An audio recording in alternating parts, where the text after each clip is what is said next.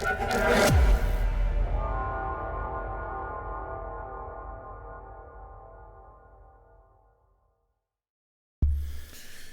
what's good, YouTube? I'm back with another reaction video, and we're doing this Larry Bird, the monster of Larry Bird, the ultimate competitor.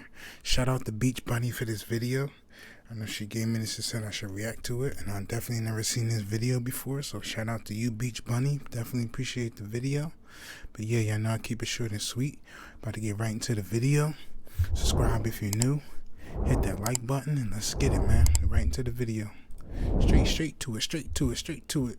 Hey man, it's your boy YG, aka Young Gala, and shout out to Young Gala too.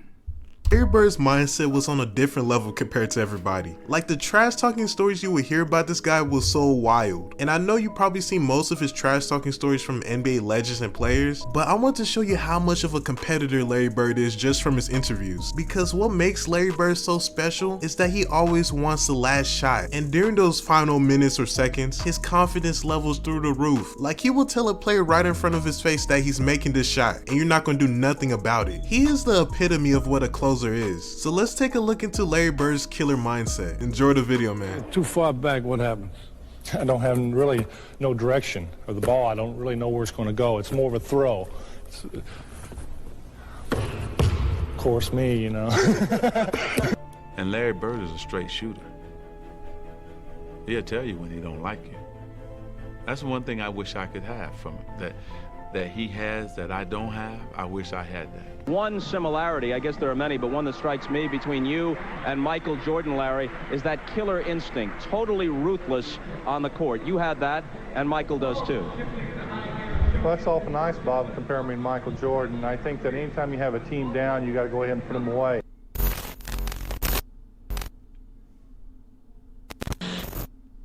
A lot of players in this league that can score the first 3 quarters of the game, but you get down to the 4th quarter when you need a basket, you can separate the men from the boys.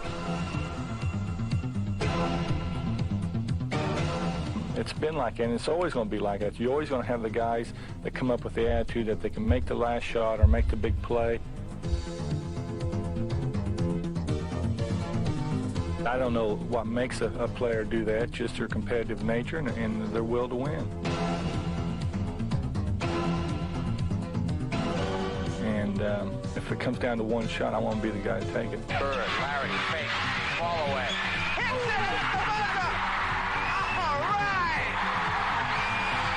Larry, a runner. Got it! Ball game's over. Boston wins. And if it comes down to one shot, I want to be the guy to take it. Bird, Larry, fake, fall away. Hits it! All right! When you saw the documentary, did you have the same feelings, or was it just, oh yeah, that's us, that's what we did? Yeah, they did a great job of capturing our feelings and how we feel about one another. Yeah, I gotta try to find this video, man. I don't think a lot of people saying they can't find it, so I might just have to react to somebody else reacting to it. Maybe that's probably what we're gonna have to do. But yeah, let's get it. But it's really all about the competition. I mean, even today, if we could do something to compete against one another, I still like to do that. Yeah.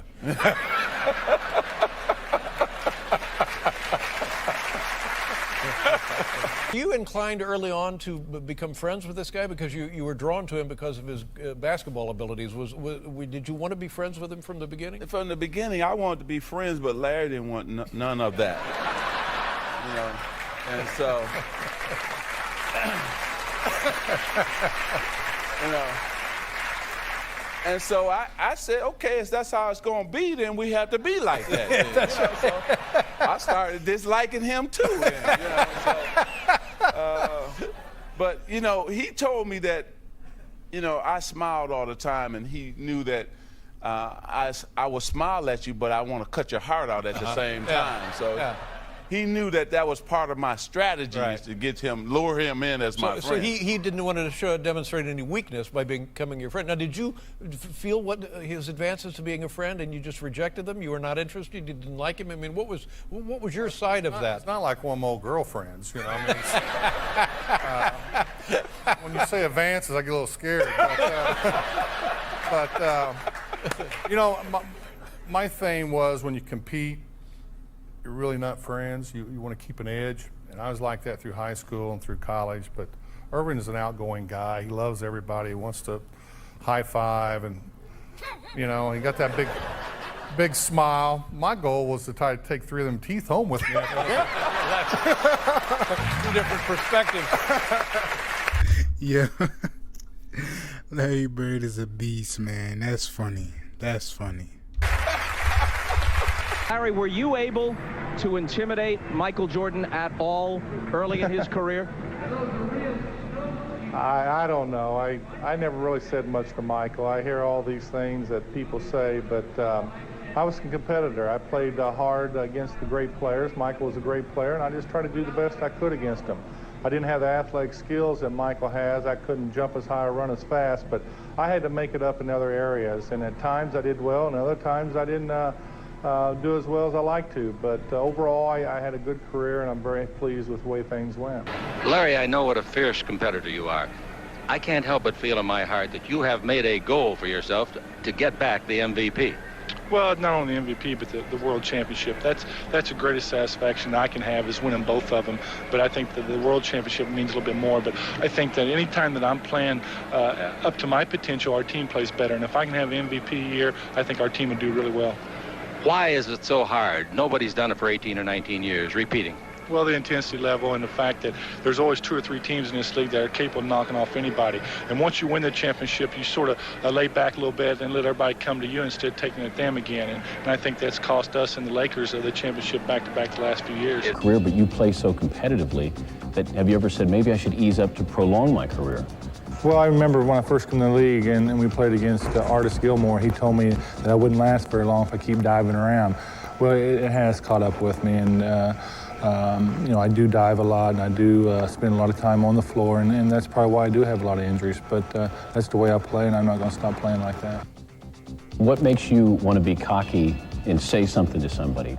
I was taught at an early age to try to get all the advantage you can. I don't know if it helps or not, but it makes me feel better. It gives me confidence, and I really don't talk as much as I used to because I can't back it up like I used to. But it gets me fired up. I don't know if it does anything to the opponent, but it does. It fires me up. Does it bother you when people say basketball is a black man's sport? Not at all. A lot of people tell me I'm black on the inside and white on the outside. That's true. That is true. That is true. So we're going to cut all that bullshit out anybody say about all this recent bullshit. That is true. He is black. I'm saying he's black right now. He's black. Basketball was just, it came to me, seemed like easy. I didn't have the quickness. I didn't have jumping ability. I just thought the game out. I was in about 6th or 7th grade. I couldn't wait till school to be over because I knew over on the courts, the waiters from the hotel would be over there. They were black, older, and they let me play. You know, I always looked at that as I got an opportunity to play against a black man, and they treated me good. I couldn't wait to play against the best, and at that time, they were the best. Larry was complaining to the refs, and I was complaining to the refs, and the next time down the court, he got in my face. I was up 38-6. That's how I summarize it. Ladies and gentlemen, nobody does it better, and boy, I tell you, I like your haircut. I do too. It's different, isn't it? A little different, yeah. Good for you. You knocked off a lot of weight. Sure did. Over the summer, I worked out pretty hard, dropped my weight down about 15 pounds and got a haircut and tried to lift some weights to get a little bit stronger, and I think I've improved myself. You're playing better than you've ever played, I think, until you hurt your feet at least. Well, I was moving a little bit better, and when you move better and you react a little bit quicker, things tend to go your way. You owe me some money. You know why? The other night you're in Detroit. You got 59 free throws consecutive. I bet a guy you were going to break Murphy's record of 78 in a row, and you missed that. You clunked that 60th. I sure did. I should have had it. You know, I'm shooting the ball extremely well. My free throws are there. That wasn't even close. That was one of the free throws where it could have been an air ball just as easily as it hit the rim. But, you know, records are made to be broken, and it just went in the books then. You'll get it someday. I think so. I'd really be proud of that record because I think free throws are concentration. I work on them a lot, and I'm very proud just to have 59 in a row. You got the throws because this shot wouldn't count. Look at the guys on the bench after this goes in. Look at the Hawks on the bench. Whoa! They can't believe it! They can't believe it. It didn't count, though. So he's going for 61 on the three-pointer. He misses it. Hey, DJ, no, don't you dare shoot. Give it to Bird at the buzzer. 60 points, a new Celtic record for Larry Bird, breaking the Cales of a week and a half ago. I knew I could get 56, 57, but I didn't know about 60, so I think Kevin made a big mistake. He should have tried to get 60, 62, because he had plenty of time left. How about your teammates? What kind of things do they say to you? I think everybody... Kind of thing that, normally happens every day. That's true, and the teammates are awful gracious, the part of it. You see how they acted after the game. But I don't think it really matters who does it, just as long as it's done and everybody gets a big thrill of it. I don't think anybody at the time realized I had that many points, but still, the records are made to be broken, and it just happened tonight.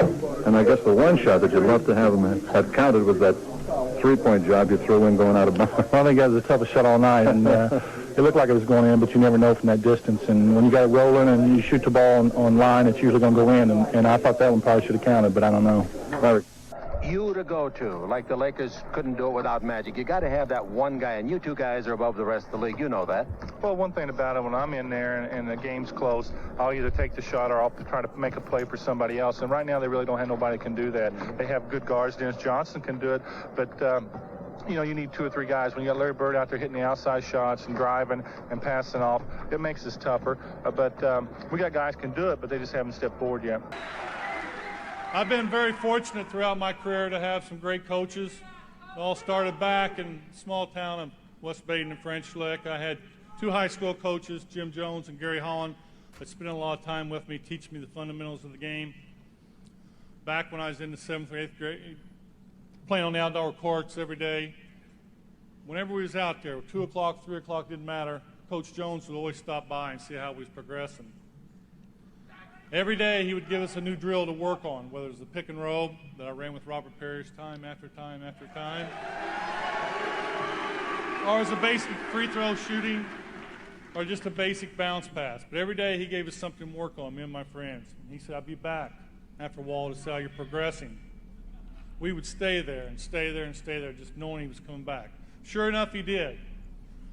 Time after time, Coach Jones would do this. We'd go out, we'd play, we'd spend 3 or 4 hours waiting on him. He'd finally come back. Some days it was 5 hours, but sure enough, we would be there because we didn't want to disappoint him.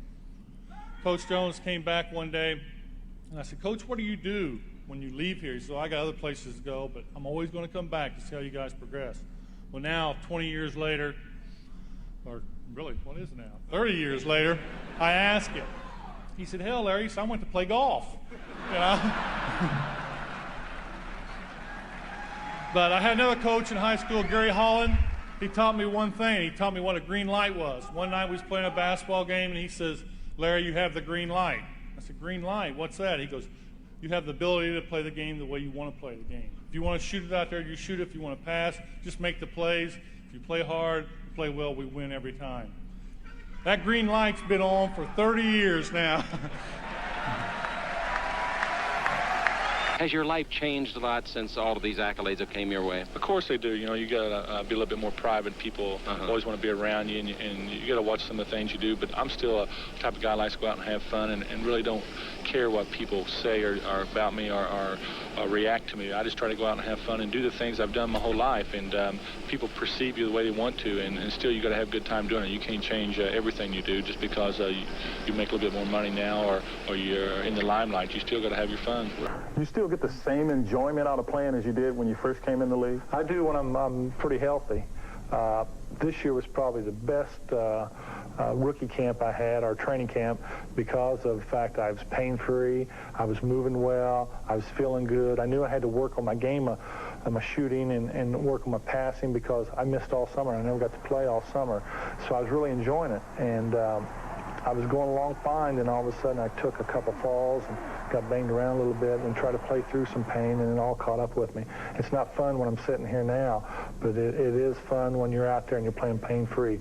It don't matter how old you are. If you love to do something and you love to work out and you love to play basketball, it really doesn't matter what your age are or how old you are.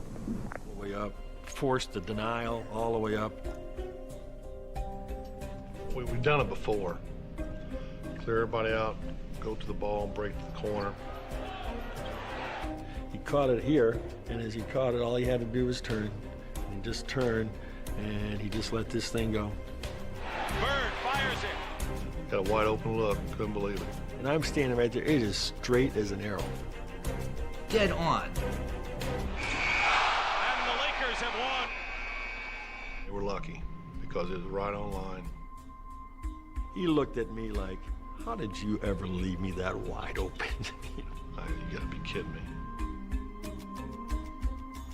So guys, I hope you enjoyed the video, and you can see why they call him Larry Legend. So tell me, where do you put Larry Bird on your all-time list? And make sure you like, share, subscribe, and show love to the YG gang, and I'm out. Oh yeah, that definitely was a good video. Shout out to you, Beach Bunny, and definitely appreciate that video. That was really good.